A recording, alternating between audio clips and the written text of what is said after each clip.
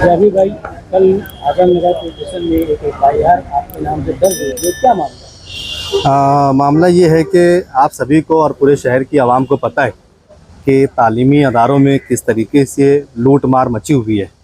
हम कई दिनों से देख रहे हैं कि कभी गेट सुमैया मालेगांव आकर इल्ज़ाम लगाते हैं, कभी हिंदू संगठनों की ओर से इल्ज़ाम लगता है, कभी ईदगाह से हमारे शहर के एमएलए आली जनाब मुफ्ती मोहम्मद इस्माइल कासमी साहब लश्कर वाली ईदगाह से ये बयान देते हैं कि तालीमी अदारों में कम से कम 120 करोड़ रुपयों की बदउनवानी हुई है। तो इन सारे मामलात को लेकर कहीं ना कहीं मैंने ये सोचा कि अभी तक सिर्फ इल्ज़ाम ही लग रहे हैं, कहीं साबित नहीं हो पा रहा है, प्रूफ नहीं हो पा रहा है। तो क्या इसको साबित होना चाहिए, साबित करना चाहिए। क्यों? क्योंकि अब साबित करना भी वक्त की ज़रूरत हो गया था। मालेगांव शहर में हम देख रहे हैं कि पहले टीचरों के साथ इस्तेसाल हुआ, फिर उसके बाद एडमिशन फ़ीस के नाम पर आवाम के साथ इस्तेसाल हुआ। तो ये इस्तेसाल कब तक चलता रहेगा? उसके बाद अब इनकी हिम्मत इतनी बढ़ गई थी कि इन लोगों ने अब शासन की लूट करना भी शुरू कर दी थी।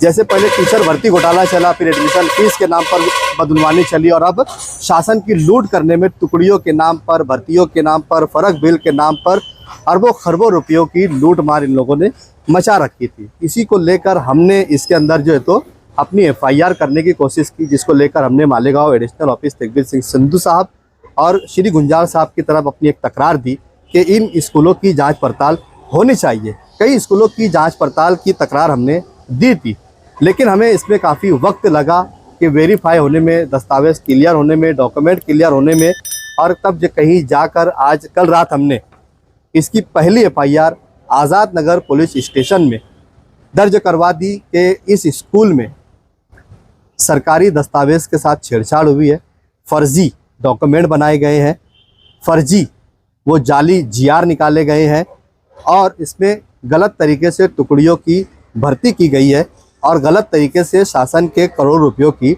लूट हुई है। हम ये चाहते हैं कि शासन का लूटा हुआ पैसा शासन को रिकवर होना चाहिए, जिसको लेकर हमने एफआईआर दर्ज करवाई है। कौन कौन से स्कूल है?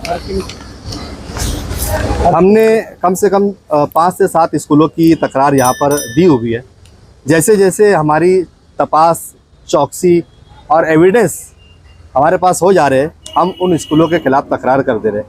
आप देखेंगे कि कल आप इसी वक्त एक दूसरी स्कूल पर एफआईआर हुई है, उसकी भी खबर आप बनाएंगे। आज जो एफआईआर हुई है इसमें बहुत संगीन आरोप कलम उन पर लगाए गए हैं सरदार प्राइमरी स्कूल में, जिसमें कुल 6 लोगों पर एफआईआर हुई है, जिसमें डॉक्टर मंजूर हसन मोहम्मद अय्यूब अयूबी, दूसरे डॉक्टर अब्दुल हमीद मोहम्मद इब्राहिम, तीसरे डॉक्टर आसिफ सलीम मोहम्मद उस्मान, नंबर 4 अयूबी परवीन मंजूर हसन अयूबी जो वहाँ मुख्याध्यापक है, प्रिंसिपल है, और डॉक्टर अयूबी महाज मंजूर हसन अयूबी, और तौसीफ अहमद अल्ताफ़ अहमद जो वहाँ पर लिपिक है, क्लर्क है। ये 6 लोगों के खिलाफ एफआईआर दर्ज हुई है। इसके ऊपर जो धाराएं लगी है, इसमें जो पहले के कानून में 120B थी वो बदलकर 61(2) हो गई है, वो भी इन पर लगाई गई है। 316(4) इन पर लगी है, 316(5) इन पर लगी है, 318(3), 318(4), 336, 338, 339, 340, 341 और 3(5) ऐसी संगीन धाराएं इनके ऊपर जो है तो लगाई गई है। इसका मतलब ये है कि इन्होंने जो धाराएं लगाई गई है, प्लानिंग की गई है, प्लानिंग के तहत शासन का पैसा लूटा गया है, और उसी के साथ साथ इन्होंने टीचर भर्ती घोटाला भी जो है किया है। ये तपास में आगे जब आएगा तो इसका अमाउंट भी बड़ा होगा, और इसके अमाउंट के साथ साथ जिन टीचरों के भर्ती करने के नाम पर सबसे अहम और बड़ी बात यह है कि यहाँ पर जगह जो है वो सिर्फ 35 है, और इनका यूडाइस जो नंबर है उसके ऊपर जो ऑनलाइन अगर आप जाकर भी देखेंगे तो 59 लोग आपको वहाँ पर दिखाई देंगे। जबकि क्या उनके पास 59 क्लास है क्या? अगर नहीं है तो फिर 59 लोगों का यहाँ पर यूडाइस कैसे है? ये 31 जो टुकड़ी की मान्यता इन्होंने लाए थे, ये बिल्कुल बेकायदेशीर और जाली दस्तावेज डॉक्यूमेंट बनाकर इन्होंने शासन की आंख में धूल झोंका। और इसमें जो एजेंट का काम जिसने करा है, हमने उस पर भी एफआईआर करने की पूरी कोशिश की है।